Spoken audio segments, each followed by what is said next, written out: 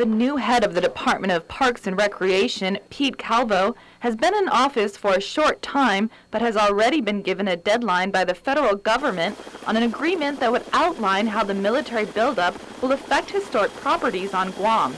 The stalemate is not a new one.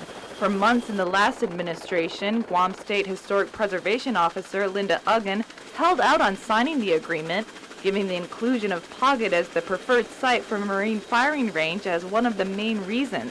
Now, with a new administration at the helm, Chair of the Committee on Parks and Recreation, Senator Tina Muñoz Barnes, says the Department of Defense is trying to strong-arm them into signing the programmatic agreement by Friday.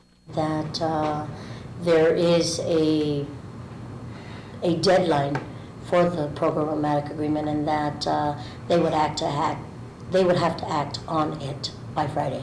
Or what would happen, did they say, what the consequences would be if they didn't act on it by Friday?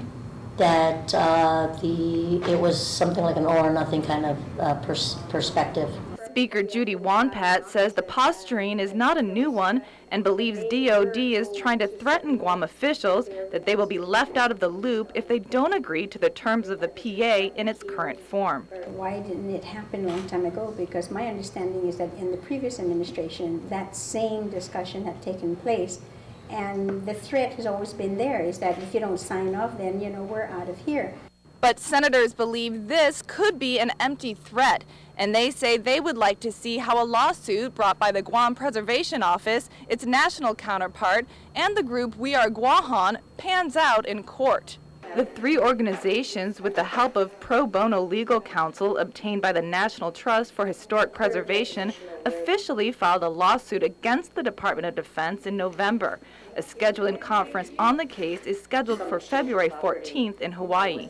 Speaker Wonpat says until then, the legislature will stand firm in its opposition to specifics included in the PA. To be able to take the strong position not to sign off on the programmatic agreement because of some problems with Section 106 and because of Pagat, still being on the table. As we reported, the record of decision held off on making any determination on the Pagat firing range issue because Section 106 was not fulfilled. This section requires the signing of the programmatic agreement. Meanwhile, Senator Roy Respicio says they expect Governor Eddie Calvo to stand by the legislature in their position. Linda Uggan stood firm and said she's not going to sign that programmatic agreement because it's problematic. And we expect the incoming administration or current administration to take that same position. Respicio and other members of the legislature are scheduled to meet with the governor's director of policy, Arthur Clark, Wednesday afternoon.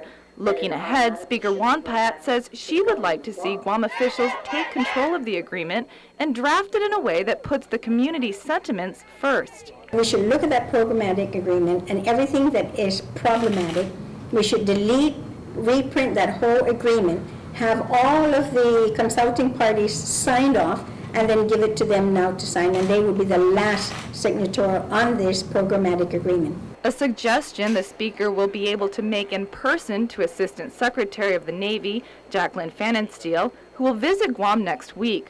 Wonpat says discussions on the programmatic agreement are expected to continue at that time.